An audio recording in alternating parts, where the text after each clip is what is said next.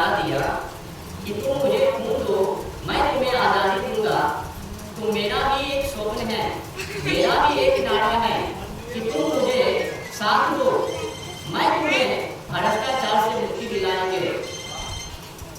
तो सरकार करने के लिए हम लोगों ने संकल्प उठाना है। भले ही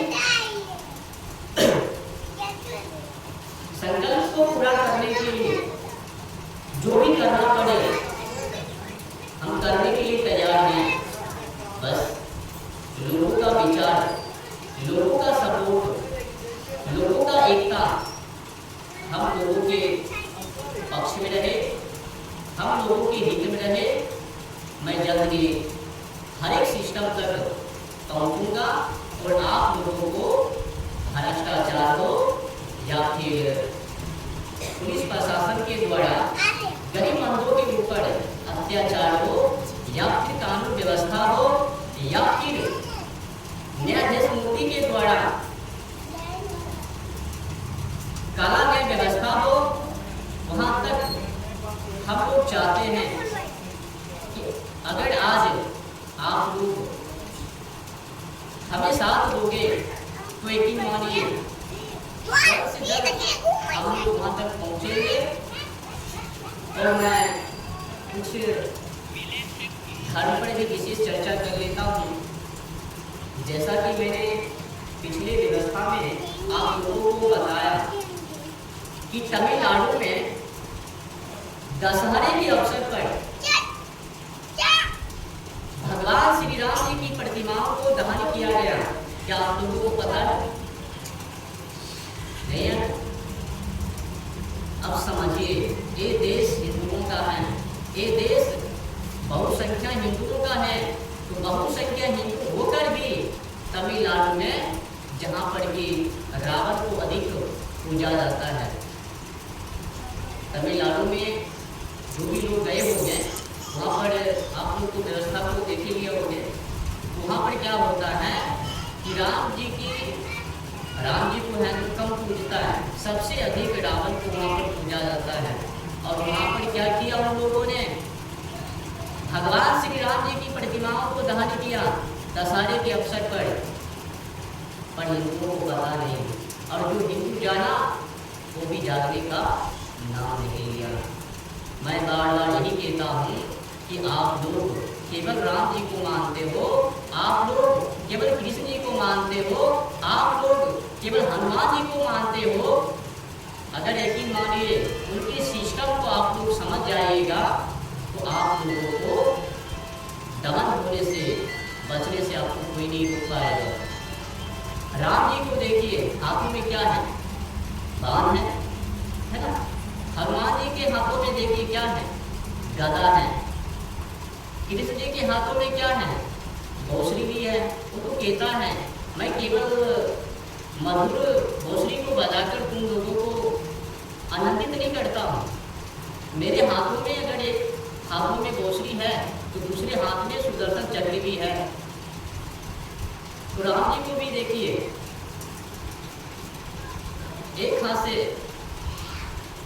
मर्यादा वचन की बातें और दूसरे हाथों से जो विहीन बातें करता है, दुस्साहस करता है, उनको दंड देने की क्षमता परशुराम जी रखता है।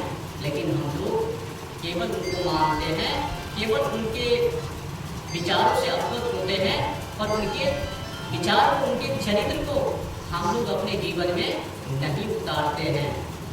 तो कुल मिलाकर मैं यही कहूँगा, आज जो हिंदू हैं केवल राम जी को मानना, केवल राम जी के मीठी मीठी बातों पर गर्व करना, पर उनके विचार को ग्रहण नहीं करना, यही दुर्भाग्य है। आप जाइए, पता कीजिए, अपना ही बिहार पूर्णिया में दुर्गा जी के मंदिर को, दुर्गा जी के मंदिर में घुसकर कुछ उपद्रवी लोग, मुसलमान लोग माता दुर्गा की प्रतिमाओं को खंडित कर दिया, तोड़ दिया। ये उपद्रवी कहाँ नहीं है, इंडिया के कोने कोने में हैं, पर हम लोग कहाँ पर हैं? सोए हैं। हम लोग क्या कर रहे हैं? कुछ भी नहीं कर पा रहे हैं। दुर्भाग्य है। तो मैं आप लोगों को अंत में बता देने के लिए चाहता हूँ कि जो गुलामी मुक्त भारत संगठन है, इसमें अध्यात्म चर्चे और आयुर्वेदिक चिकित्सा भी है, और भ्रष्टाचार सिस्टम हो या फिर न्यायाधीश के द्वारा काला न्याय व्यवस्था हो या फिर काला अंग्रेजों के द्वारा, काला अंग्रेज समझ रहे हो? जो वर्तमान समय में सरकार है, अभी जो वर्तमान समय में सरकार है, नाम तो उन्हीं का लूंगा, जो भी आएगी सत्ता में उन्हीं का नाम लिया जाएगा। अगर इन लोगों के विचारों को जन जन लोगों तक, कोने तक नहीं पहुंचाएंगे, और जब तक वो लोग नहीं पहुंचाएंगे तब तक हम लोग क्रांति करते ही रहेंगे, और उन लोगों को सिस्टम से हटाने की पूरी तैयारी हम और आप लोग मिलकर करेंगे। तो इस संगठन का अध्यक्ष राहुल जी हैं, और नींव रचनाकार मैं अमित जी, और आगे बढ़ाने का काम नीरज जी हैं।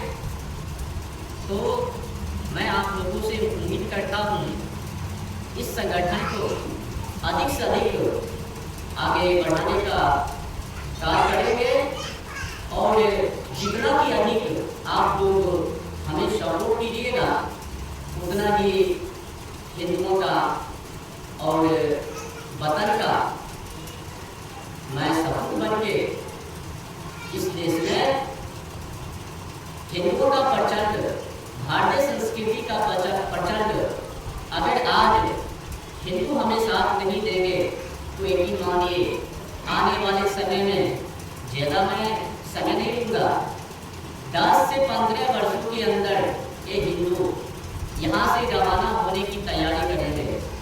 मतलब यहाँ पर हिंदुओं को पीटा जाएगा, समझ लो। एक दिन में कंटिन्यू, एक दिन में 10,000 हिंदू पलायन कर रहे हैं, गायब हो रहे हैं, धर्म परिवर्तन कर रहे हैं, और बड़े बड़े तथाकथित बुद्धिजीवी इस पर चर्चा नहीं कर रहे हैं।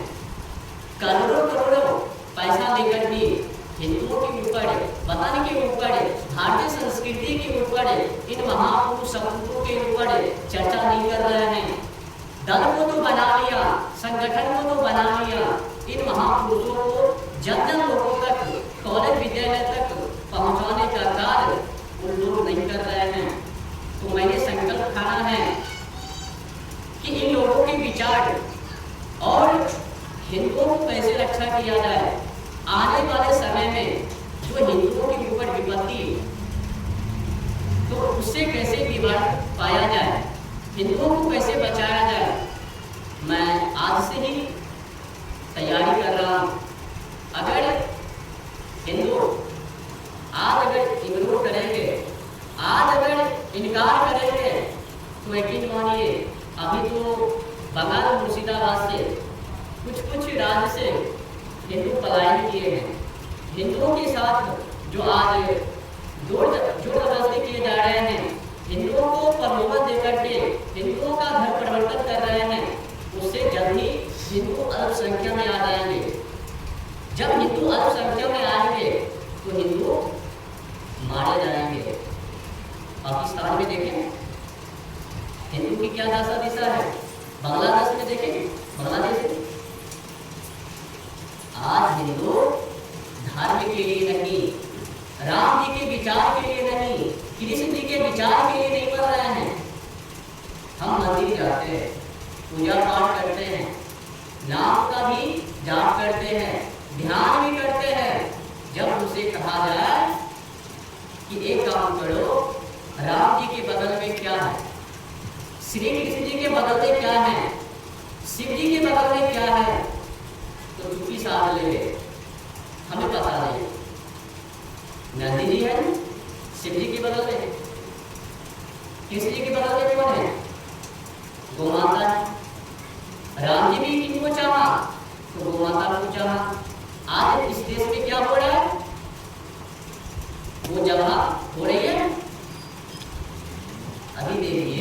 एशिया का सबसे बड़ा कसाई खाना मुंबई देवनार में है, और दुर्भाग्य है कि देश का सबसे बड़ा कसाई खाना तेलंगाना मेरे जिले के विक्रम गांव में है। तकरीबन 400 एकड़ में फैला है। छोटे बड़े 36,000 इस देश में कसाई खाना है। उसमें से 8,000 से प्लस कसाई खाना को लाइसेंस प्राप्त है। और देखिए दुर्भाग्य की बात, एक तो यहाँ की न्याय व्यवस्था संस्कृति के खिलाफ है, ऊपर से कानून व्यवस्था कहती है कि हम लोग जानवर को बचाने के लिए कुछ कानून बनाए। कानून क्या है? तो BINS की धारा 291 और 325 उसमें कहती है कि इस देश में किसी भी जानवर को जबा करता है या विकलांग करता है या उनको जहर देता है, जिसकी अवधि है 5 वर्ष जेल, कुछ जुर्माना है। जैसे कि BINS की धारा 291 उसमें प्रावधान है 6 महीना की जेल और 5,000 रुपया जुर्माना। लेकिन यकीन मानिए क्या कार्रवाई है? कार्रवाई है। हमने तो कानून बना लिया, लेकिन कानून के हिसाब से हम लोग चल रहे हैं या सरकार चल रही है? चल रही है नहीं ना। बड़े मजे से हम लोग जी रहे हैं और अपने आप को कह रहे हैं कि हम भारतवासी हैं। उस पर विशेष चर्चा होनी करेंगे कि हम भारतवासी हैं या फिर कौन है।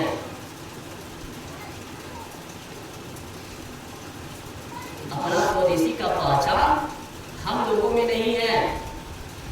आज यकीन मानिए अगर गणना किया जाए तो हिंदू अल्पसंख्या में है। सैकड़ों हिंदू है, 80% जो गिनती में आती है ना, 80% हिंदू वो केवल गणना के लिए है, विचारधारा से परे नहीं है। तो समय काल में हम लोगों के पास और जो भी यहाँ पर बैठे हैं, अगर किसान हैं तो कुछ आयुर्वेदिक का भी बात कर लिया जाए। समय हम लोगों के पास कम है, नहीं तो इसे चर्चा करते। तो यहाँ पर जो भी किसान मजदूरी भाई लोग हैं उनसे निवेदन है, खेती कौन कौन लोग करते हैं? आप बताइए। सभी लोग करते हैं। सभी लोग। तो खेती में क्या क्या डालते हैं? रासायनिक। हाँ, यही सब जितना खाद चल रहा है रासायनिक। तो आप लोगों से हाथ जोड़कर निवेदन है कि धरती माँ से खिलवाड़ मत कीजिए। आपको पता है इस देश में पहले वीडियो हुआ करता था, वीडियो था। आज कुछ पोस्ट पर बैठे हैं, उन लोगों का पहले के समय में क्या काम था? किसान के खेतों पर पहुंचना, किसान से मिलना, उनसे जानना कि तुम लोग क्या कर रहे हो और जिस तरह से तुम लोग उपजा रहे हो उससे क्या मिलता है, और ये जो मिट्टी है तुम लोगों को इस मिट्टी से क्या आता है। तो पहले के समय में किसान लोग मिट्टी को मां मानते थे। मिट्टी यानी धरती माँ के साथ खिलवाड़ करने के लिए तैयार नहीं। हम लोग को जहर को बोते हैं, जहर समझते हैं, जहर को बोते हैं। तो क्या बताइए यहाँ पर जो भी लोग बैठे हैं, क्या अपनी माँ को कोई जहर दे सकता है? दे सकता है? कोई नहीं जहर दे सकता है। लेकिन हम लोग क्या कर रहे हैं? जहर को देते हैं। मिट्टी यानी धरती माँ के साथ खिलवाड़ करते हैं। और क्यों करते हैं?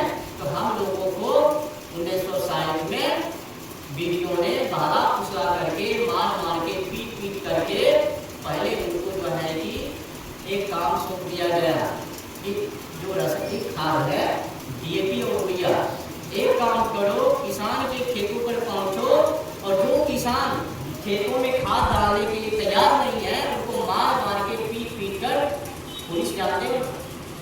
एक पुलिस एक्ट कानून 1861 में बनी। उन लोगों का काम क्या है? लोगों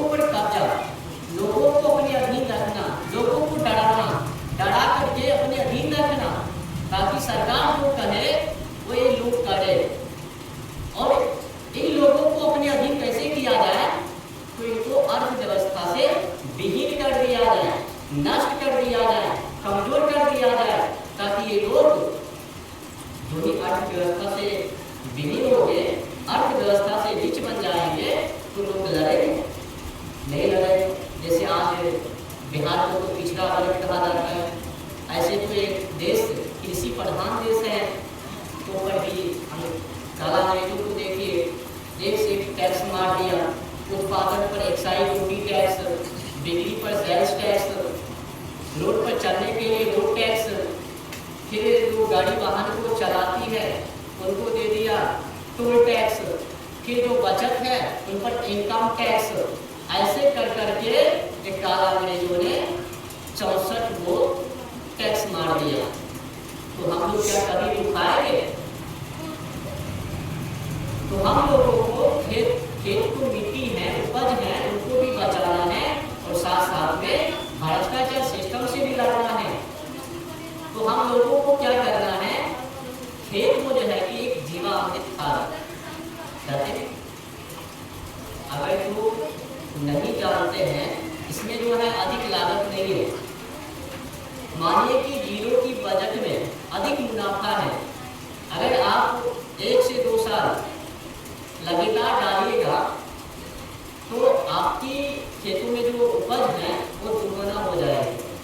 अगर मिट्टी मड़ी है, मिट्टी में उपज नहीं है, उसका क्षमता नहीं है, उस क्षमता को बढ़ाने का काम ये जीवामृत खाद करेगी। और जो रासायनिक खाद डालते हैं उससे क्या हो, कई किसानों को पता नहीं है। जो मेन पॉइंट है मुद्दे हैं वो है केचुआ। केचुआ जानते हो? हम लोगों को पता है केचुआ क्या करती है? पता नहीं? तो केचुआ क्या करती है? जैसे कि केचुआ का काम है मिट्टी को खोदना, अंदर गई फिर ऊपर आई। उनका एक नियम है, जिस क्षेत्र के बाटे वो जाएंगे गुजरेंगे, उस क्षेत्रों में वो वापस नहीं घुसेंगे। तो जीवन में है जो कि वो लगभग में 50 से 60 हज़ार वो बच्चों को जन्म दे देती है। आप समझिए, अगर जीवन में अगर 50 से 60 हज़ार जनसंख्या को बढ़ाएगी एक केचुआ, और जब तक वो जीवित रहेगी तो पता नहीं कितने वो छिद्र को करेगी। जितने छिद्र करेगी तो दुनिया में कम से कम 1 हाथ नीचे जाएगी, और नीचे की जो नमी है उनको खा पी के फिर ऊपर, ठीक है। फिर नीचे की जो मिट्टी है ऊपर मलमूत्र के द्वारा बाहर करती है। वो मिट्टी कोई साधारण नहीं है, वो उपज यानी फसलों की उपज बढ़ाने में काम आती है। और उनका जो महत्व, उनका जो कर्तव्य है उपज को बनाए रखना और नमी को बनाए रखना। में जो है हम लोग क्या करते हैं, पानी क्यों डालते हैं? ताकि फसल बेहतर हो, अधिक उपज हो। तो जब हम लोग अगर हम जो अभी बड़ी के बड़ा पानी देते हैं, अगर मानिए 50 या फिर कहीं धूप हो,